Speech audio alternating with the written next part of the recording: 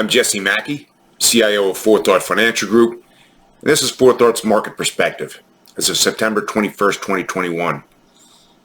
Yesterday, the S&P 500 index closed 4.14% below the most recent record intraday price from September 2nd. Across all asset types, global private equity is now the best performer year to date, while emerging market stocks show the worst performance.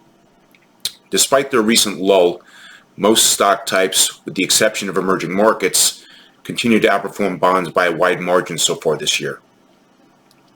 Historical data indicates that once a new bull market has been confirmed, which happened on August 18th of last year, when the S&P 500 index had recovered from its March 23rd, 2020 bear market low point and achieved a new record price, the longest time period on record since 1950, before the beginning of another bear market, was 7.44 years, with an average of 2.44 years. Just over 1 year has elapsed from the point of bull confirmation in this instance so far, 1.09 years to be exact. There's usually been at least one 10% plus correction, but often several, between most bear markets in history. The average time between the end of one correction or bear market and the start of another is a little over 1 year. The first correction in the current bull market was completed just under 1 year ago on September 24th. We like to refer to the combination of a correction and its corresponding recovery, which was registered on November 9th of last year, as a wolf market. Our data set also tells us that about 55% of wolf markets, like the last one we experienced, have been followed by a period that exhibits trailing 1 year returns of 30% or greater, without a 10% plus correction, something we refer to as an eagle market. The first eagle market subset of the current bull market was quantitatively confirmed on March 1st, and has continued since then.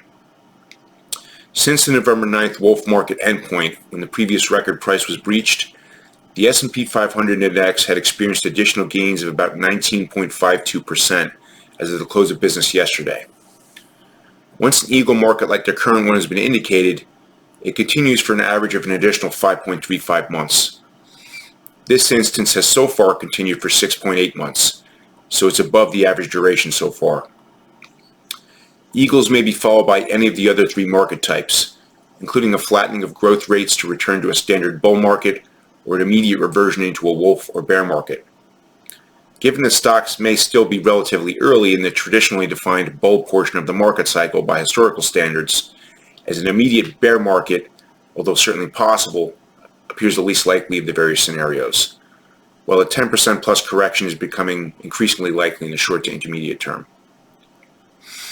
Based on analysis of the complete historical market type data set using our multi-method adaptive algorithmic process, we're now allowing overweight allocations to opportunistic investing, neutral allocations to strategic asset allocation and liability-driven investing, and underweights to selective concentrated investing. From a probabilistic analysis perspective, valuations tell a story that's somewhat negative for stocks and more favorable for the bond markets. On this basis, most stock types range from slightly to moderately overvalued. Bonds range from slightly undervalued, in the case of long-term U.S. Treasury bonds, to near fair value, in the case of emerging markets bonds and Treasury inflation-protected securities. Long-term U.S. Treasury bonds now reflect the most attractive pricing relative to the alternatives, while U.S. mid and small-cap stocks are the least attractive. Against this backdrop, the outlook for stocks is now slightly negative in the short to intermediate term based on the overall aggregate of our historical market type data analysis and quantitative probabilistic analysis. I hope this was helpful. If you have questions or you'd like to discuss what this means for your particular situation, please contact 4Thought at 516-300-1617 or info@4tfg.com. And don't forget to subscribe to our blog feed and our YouTube channel. Thanks for watching, and see you next week.